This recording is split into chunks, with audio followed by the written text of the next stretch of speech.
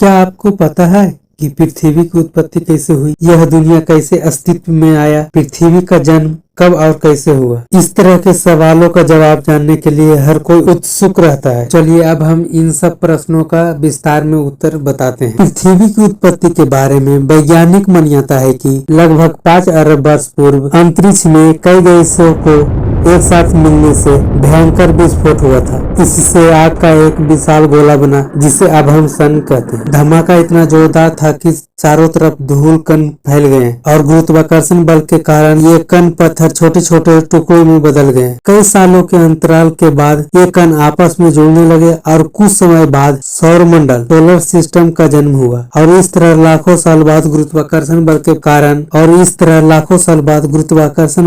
कारण पत्थर और चट्टान आपस में जुड़ने लगे। इस तरह धरती आग के गोले के रूप में पैदा हो रही थी। वैज्ञानिक अवधारणा के अनुसार 4.5 अरब वर्ष पूर्व पृथ्वी का तापमान 1200 डिग्री सेल्सियस था। ऐसे समय में धरती पर सिर्फ उबलता हुआ लावा, चट्टानों और कई जहरीली गैसें हुआ करती थी। ऐसे में पृथ्वी पर जीवन का अस्तित्व होना असंभव था। पृथ्वी की उत्पत्ति के समय थिया नामक ग्रह 50 किलोमीटर पर सेकंड की गति से पृथ्वी की ओर बढ़ रहा था। यह गति बंदूक से निकली हुई गोली से 20 गुना अधिक होती थी। ऐसे में जब थिया ग्रह पृथ्वी की सतह से टकराया तो जोरदार विस्फोट हुआ, जिससे बहुत सारा कचरा धरती से बाहर निकल गया और साथ ही हजारों वर्षों के अंतराल के बाद गुरुत्वाकर्षण बल के कारण पृथ्वी से निकला कचरा एक गेंद के रूप में बन गया, जिसे हम चंद्रमा कहते हैं। इस प्रकार चंद्रमा की उत्पत्ति हुई। पृथ्वी की उत्पत्ति के बाद अंतरिक्ष में बचे शेष चट्टानें पृथ्वी पर गिरने लगी। इस चट्टानों में अजीब प्रकार के क्रिस्टल होते थे, जिन्हें आज हम नमक के रूप में इस्तेमाल करते हैं। आपको जानकर यह हैरानी होगी कि इन चट्टानों के अंदर मौजूद नमक के कारण समुद्र का पानी बनता है। वैज्ञानिकों के अनुसार ये चट्टानें करीब 20 करोड़ साल तक धरती पर गिरती रही, जिससे धरती ने समुद्र के रूप में ढेर सारा पानी इकट्ठा कर लिया। इतने पानी के लगातार जमा होने से धरती की सतह ठंडी होने लगी और चट्टानें सख्त हो गई, लेकिन लावा अभी उसी रूप में पृथ्वी के आंतरिक भाग में मौजूद था और सतह का तापमान 70 से 80 डिग्री सेल्सियस तक पहुंच गया था। पृथ्वी पर वर्तमान जल लाखों वर्ष पूर्व का है। उस समय चंद्रमा पृथ्वी के बहुत ही निकट था, जिसके कारण उसके गुरुत्वाकर्षण बल के कारण पृथ्वी पर तूफान आते रहते थे। परंतु एक लंबे अंतराल के बाद चंद्रमा और पृथ्वी के बीच की दूरी बढ़ने के कारण पृथ्वी का तूफान शांत होने लगा। धरती पर जीवन की यात्रा के दौरान 3.8 अरब साल पहले पानी की उत्पत्ति हुई थी।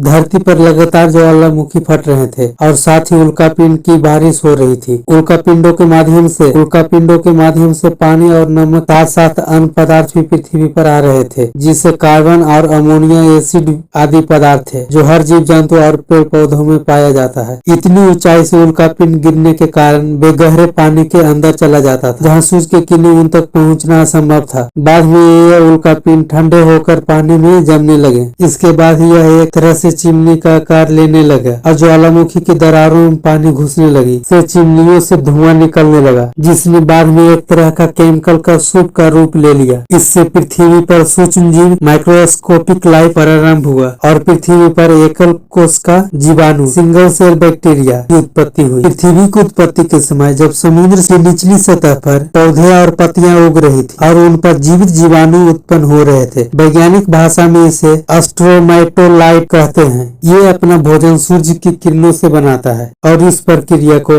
वैज्ञानिक रूप से प्रकाश संश्लेषण फोटोसिंथेसिस कहते हैं। प्रकाश संश्लेषण की प्रक्रिया में सूर्य का प्रकाश कार्बन डाइऑक्साइड और पानी को ग्लूकोज में परिवर्तित करता है। इसके साथ ही इस प्रक्रिया में बाई प्रोडक्ट के रूप में ऑक्सीजन गैस बनती है, जो मनुष्य के लिए महत्वपूर्ण वायु है। एक लंबी प्रक्रिया के बाद महासागरों में ऑक्सीजन गैस भर गई और इससे पानी में मौजूद लोहे में जंग लगने लगी और इससे लोहा का अस्तित्व सामने आया। लंबे अंतराल के बाद समुद्र की सतह पर ऑक्सीजन गैस आने लगी, जिससे जीवन संभव हुआ। पृथ्वी को बर्फ के गोले में बदलने की प्रक्रिया इतने सालों के बाद भी ज्वालामुखी फटने और जहरीली गैसों के निकलने की सिलसिला अब तक भी जारी रहा था। जहरीली गैस में कार्बन डाइऑक्साइड सूर्य से निकलने वाली किरणें को अवशोषित करने लगी और इससे पृथ्वी का तापमान बढ़ने लगा। बढ़ते तापमान के कारण समुद्र में गर्मी पैदा होने लगी और समुद्र का पानी भाप बनकर बादल के रूप में लेने लगा, बादलों का रूप लेने लगा। साथ ही कार्बन डाइऑक्साइड गैस के कारण अम्लीय वर्षा होने लगी। कार्बन डाइऑक्साइड के साथ वर्षा के कारण यह गैस चट्टानों और पत्थरों द्वारा अवशोषित हो गई और कुछ हजार वर्षों के बाद पृथ्वी का तापमान घटकर 0 से -50 डिग्री कम हो गया। इससे धरती